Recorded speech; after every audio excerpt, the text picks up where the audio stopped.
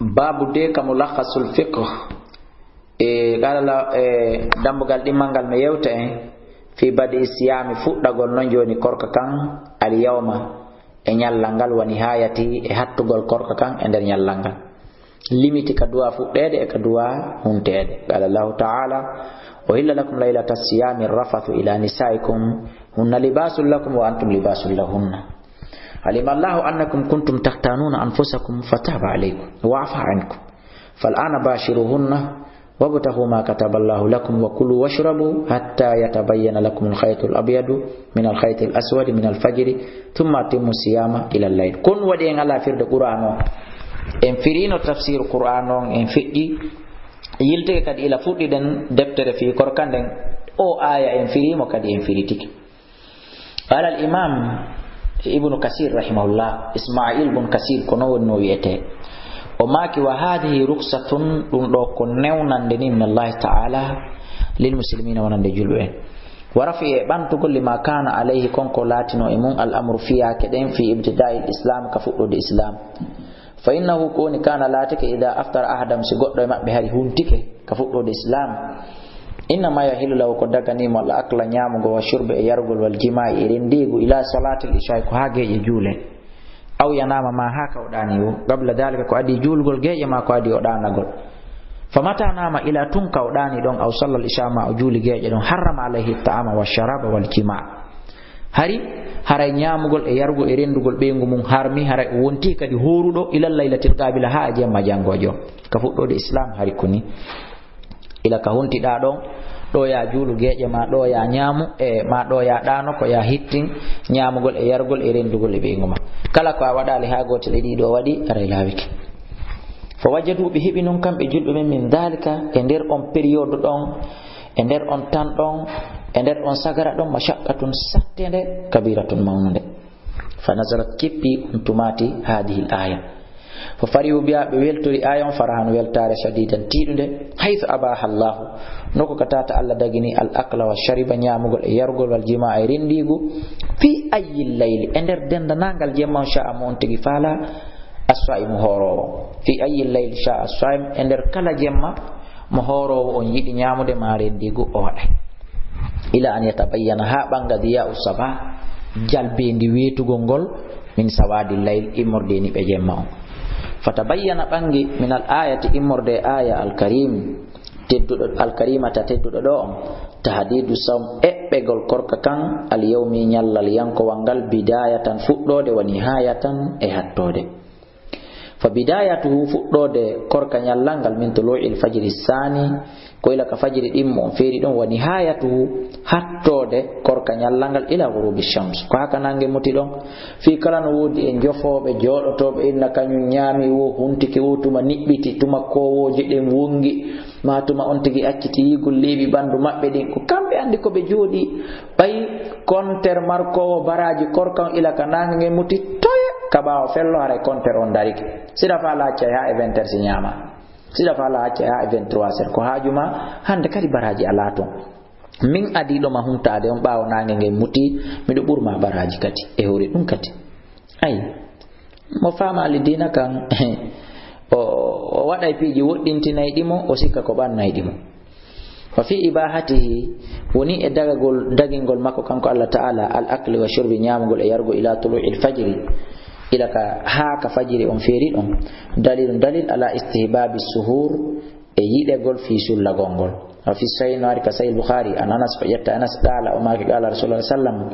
نلاد ما كتسحر سلة فإن السهور عندنا سلة غنغل بركة نون دي بركي مولا ناكي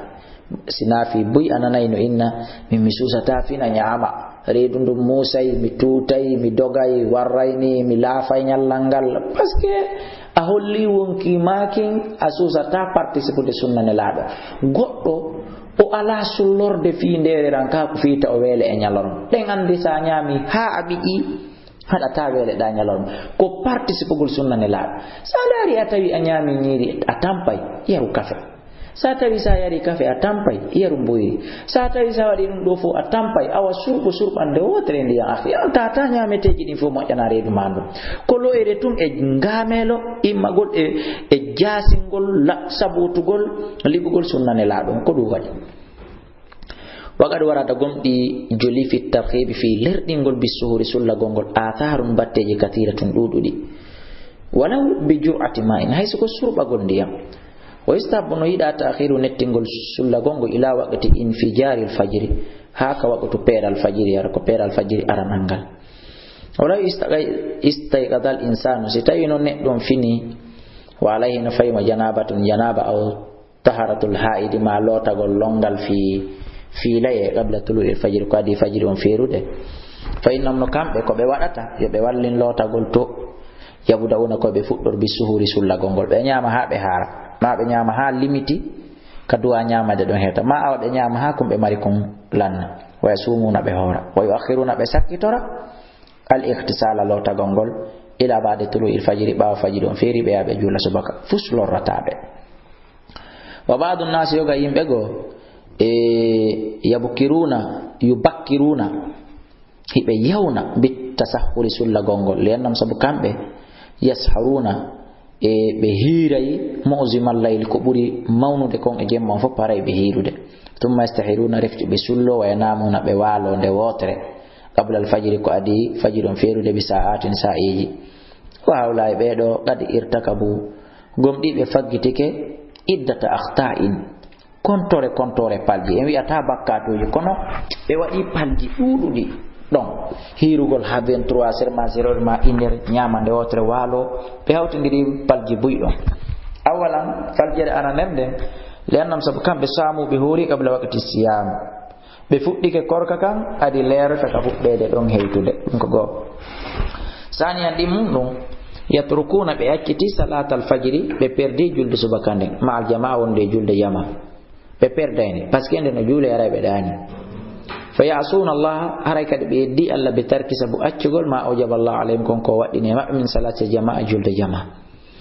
salisan tatabun ɗum rubama yuakhiruna no heewi ko ɓe nettinta salatal fajiri julde subaka nden tode an wagati aga e waɓutu mayre on fala yusallunaha ta ɓe juulatande illa ba'da tulu'i shams wona ɓawa fuɗugol nangue wa hada ashaddu jaraman wuri ko ɗum ɗo ɓuri mawnude todena e bone mo ɓe waɗi on wa azama ithman kon ɗo ɓuri mawnude e bakkat mo ɓe faggiti on qala Allahu ta'ala fawailu lil musallin bone wodaniɓe juulinkinotoɓe alladina hum ɓen ɓe andanɗa hoore ma salatum ga e julɗe maɓɓe ɗen sa hunde hiɓe welsidi ha feƴƴiti ko lerde ɓe anditi o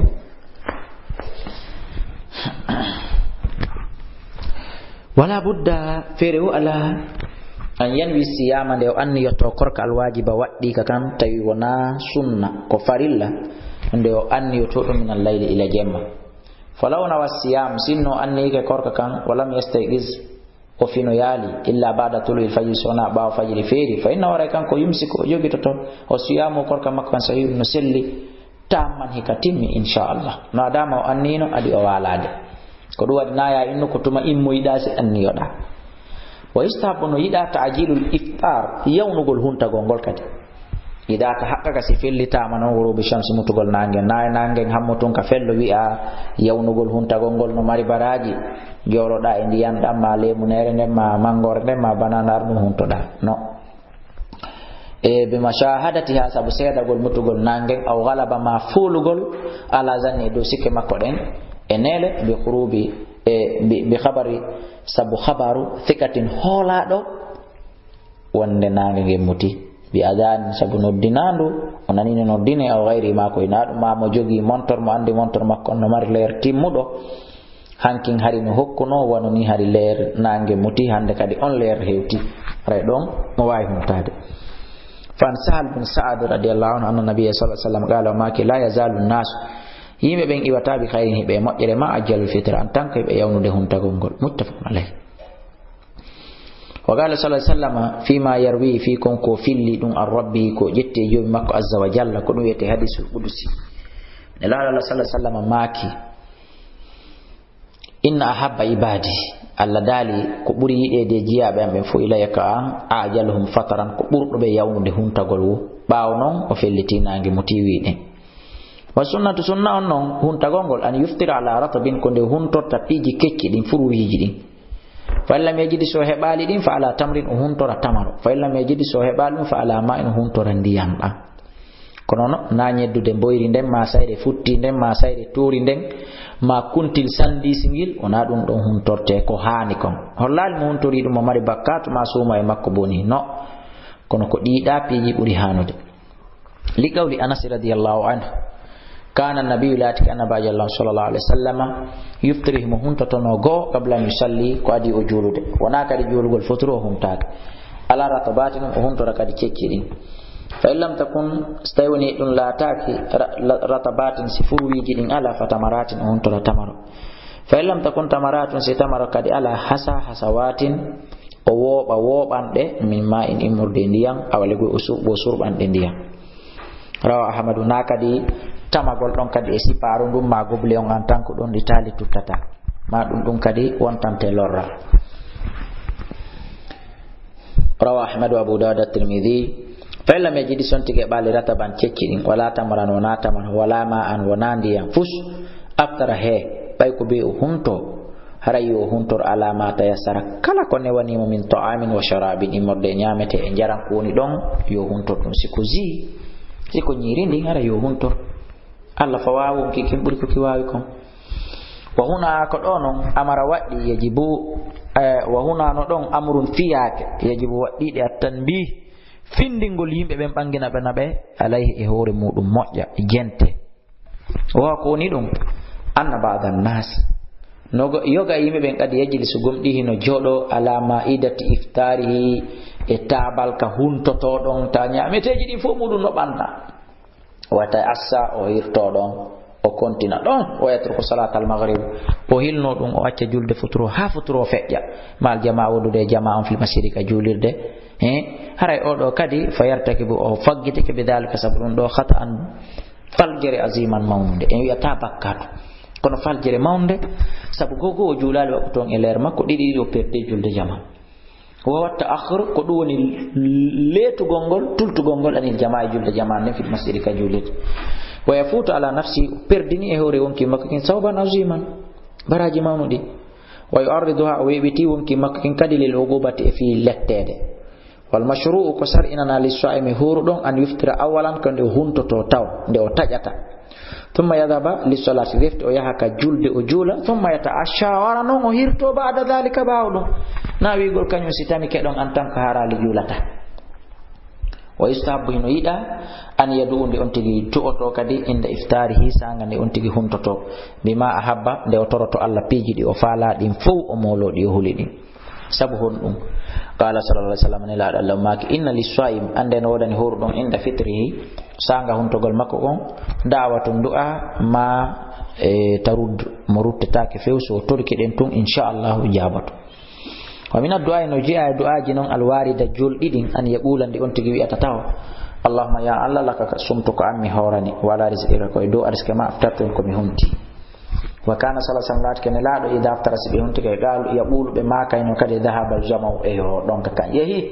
wabtalatil uruq dadi din buubi wa thabata al ajru Allah wallin juddindin tabiti inshallah baaw be hun adi be huntade be jangayno o du'ada baaw be hunte kadi be jangayno o du'ada wa hakada ko anoni kadi yanbaghi no hanani li muslimi jullon an yata'allama de annata moƴƴa hakama siyami nyaawoje korka kan wal iftar be hunta gongol waqtan waqtu wa sifatan isifa mum hatta yuaddi ha o totta siyama o korka makko kan ala al wajhi al mashru'